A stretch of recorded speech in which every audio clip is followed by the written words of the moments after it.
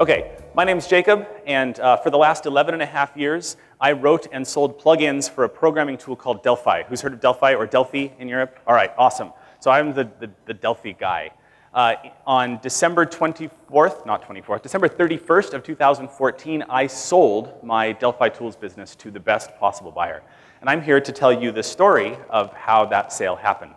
But that's a lie, because nobody here, or very few people here, are actually looking to sell a business right now. So while I am going to tell you the story, what this talk is really about is some principles that I learned about making big, important, life-changing decisions, like how to sell a business.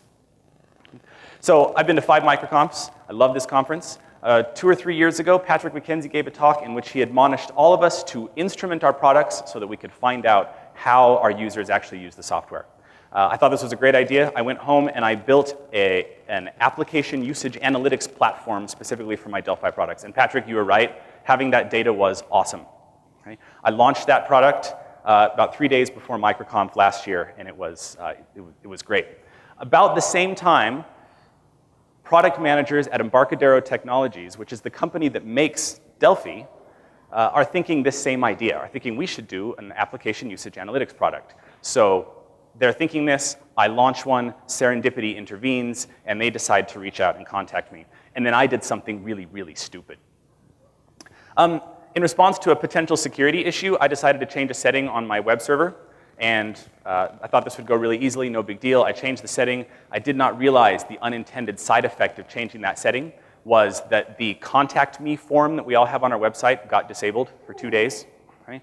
So I didn't get any information, I didn't get any emails or messages through that contact form for 2 days, which normally would only be maybe 3 or 4 emails, not a huge deal. But it was during that 48 hours that Embarcadero first reached out to me to start the conversations that could lead to an acquisition.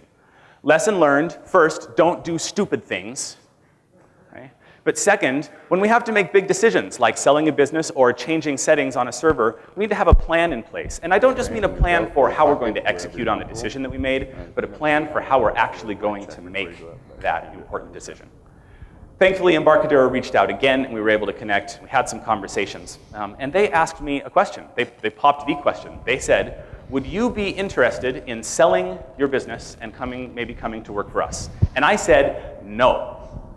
Because remember all that stuff Patrick talked about signs that you should exit? None of those things were true for me. I loved what I was doing. It was not the right time. But at the same time, I acknowledge that everybody has their price. Right? Think of a really, really big number. If somebody offered you that for your business, you would sell it. Ridiculously high number. If somebody gave you a really low number, you wouldn't sell it. There's a middle somewhere in there. So they asked me the question, what's your price? I don't need this screen. And I didn't know. And this vexed me for weeks. And I had to come up with some sort of framework for figuring out where that number was so that if they did decide to make an offer, I would know how to accept or reject that. Those of you that are solo entrepreneurs or single founders, you realize that it's more than just your business, it's your life. It's more than just a job. It's more than just a way you make money. Your whole lifestyle revolves around this business that you run. And I realized that to me, the lifestyle was more important than the money. As long as I had sufficient money for my needs, it was more important to me to have the freedom and flexibility of an entrepreneur lifestyle than it was to have a whole lot of money in the bank. At the same time, I acknowledge that you can buy an awful lot of lifestyle with the right amount of money. Okay? So I had to come up with some way to put a value on the lifestyle. Now, it's really, really easy to do the balance sheet figuring of what your business is worth, assets and liabilities and things like that. But it's really hard to put a numeric value on your freedom and your autonomy and your happiness and your stress and your risk and figure out what those kind of things are worth to you. So how do you put a value on those things that are invaluable? I had to come up with a formula that I would use to determine my price. What would I sell the business for? Nothing to do with what their value was, what they would purchase it for, but what would I sell for? So I came up with kind of a 4-step formula. Step 1, I have a rough idea, I think, of about how long it would take me to build a new business from scratch, starting today, that would make the same amount of money I was making before. Yeah. So the first thing any sale would have to do is replace my income so that I can feed my family and pay the bills for however long it would take me to get that income back. The second is cash to use right away. This might be, for us, this was some investments that we really wanted to make. We wanted to pay off debt. I think it's perfectly fine to have a mortgage for a home. It's fine to have to take out loans for education. I had mortgage, I had student loans left over from grad school. I wanted all of that stuff gone. Right? That was going to be I would not sell if I couldn't get rid of all those things. Finally, I was going to have to come up with some value to attach to those intangibles, and I realized and recognized that was going to be completely arbitrary. And the number that I chose was simply what I felt kind of in my gut was an appropriate multiple of annual profits. That's fine. But then I had to make sure that this amount of money, those three things added together, was the cash that I would have in the bank after I paid the taxes on the sale. So I did what any self-respecting data nerd would do, and I made a spreadsheet. Okay, these are not the real numbers. Don't squint too hard. It's not worth it. But I came up with a spreadsheet that looked an awful lot like this. I came up with two magic numbers. Number one, so sorry, on the left side is possible values they could have offered for the sale. Middle is a bunch of tax stuff, not that interesting. And on the right side is the amount of cash I would have had after paying taxes, so that I can compare it to my magic numbers. Magic number one was basically those first two ideas, income replacement and the cash I wanted to use right away. That was the bare minimum for which I would consider selling the business, and that's the line between the red and the yellow in the spreadsheet. So an offer below that magic number is a simple no. An offer above that magic number, I'll think about it depending on the terms and conditions of the sale. Magic number two was all of that stuff added together. Right? This was the magic number above which I would definitely sell the business. And that's the line between the yellow and the green. So lesson learned, right? Whenever we need to make really big decisions, we should base that on as much objective data as we possibly can. I think it's really important that we study these things out in our minds and that we have objective, data-centered ways to make decisions before we trust our gut or our heart or the universe or whatever to tell us what to do. Embarcadero did eventually make an offer, and that offer was really interesting in light of this spreadsheet because their offer was two parts. Let's talk for just a second about how they came to a valuation. They did not use a multiple of annual revenue as part of the validation. So we often talk about this 3x annual revenue as the way to evaluate a company, to value a company. Not the only way to do it. They asked two questions. They said, what would it cost them to build the same product in a time frame that made sense for them? And two, what would it cost them to train people that they already had on staff with the expertise that I had that they wanted access to? And so they gave a two-part offer. The first part was to purchase the intellectual property of my two Delphi-centered products. And that number was in the yellow, in the top box of the yellow, just barely out of the red, barely in the I'll think about it category. The second part of the offer was a consulting offer to come on board with them as a consultant and work on integrating my intellectual property with their products and their business, and building a couple things related to my particular technical expertise. And that number basically crossed most of the yellow into about probably the last or second to last yellow box. So we're really close to the green. I thought about it.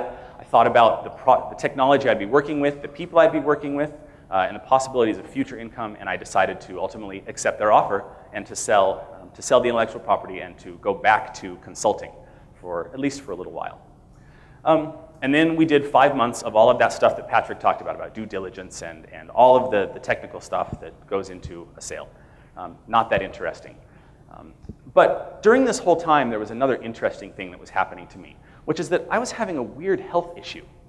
I was having these frequent, almost debilitating stomach aches. Now, some of you are thinking, you've already solved it, thank you, that obviously, right, you're selling a business, you've got a family, you've got a lot of stress, you've got a bleeding ulcer, and that's your problem.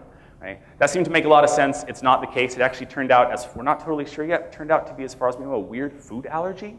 Still working that out. Point being, there were times when I had to cancel a scheduled phone call or delay responding to an email or something, not because I was so sick I couldn't talk on the phone, but because I felt so physically badly that I couldn't make good decisions. My stomach was in such a bad place that my head couldn't be in the right place to make big decisions. I learned that psychologists have an acronym for this, and the acronym is HALT. And the idea is that your decision-making facilities of your brain are significantly impaired when you are hungry, angry, lonely, or tired. And from my experience, I would add to this, sick. That we should try to avoid making big, important, life-changing decisions, if at all possible, if we feel physically, psychologically, or emotionally badly. We're hungry, angry, lonely, tired, or sick. So fast forward after 5 months of due diligence, everybody's happy. We've negotiated 2 contracts, one for the acquisition of IP and one for the contracting and consulting I was going to do for them. And it's December 31st of 2014. I've got it all in hand. I've got my pen out. I'm ready to sign the papers. And I went back through these lessons that I'd learned. And I thought, number one, am I making any dumb mistakes? Right? I double-checked the formulas in that spreadsheet so many times to make sure that I wasn't making any stupid mistakes. I made sure I was basing this on good, rational data. Right? Did I do my tax calculations correctly? Was I really thinking accurately about that future projection of how much income I would need in order to support my family, especially if that consulting thing fell apart the day after the sale and I had to start a new business immediately? Was I making good, rational decisions? I felt good about all of these things, so I actually put the pen down, bringing it right to the moment here. I put the pen down, I kind of sat back and I said, how do I feel? Am I hungry? Am I angry about anything? Am I lonely? Am I tired? Do I feel sick? And I'll be completely honest, I said a little prayer, and I felt really great about the whole thing. I signed the papers, I sent them off. About 2 hours later, I got the countersigned copies back, and I had sold my business. And I packed up my family. Remember, it's New Year's Eve. I packed up my family, we got in the minivan, and we headed off to a party and rang in a very, very new year. Thank you.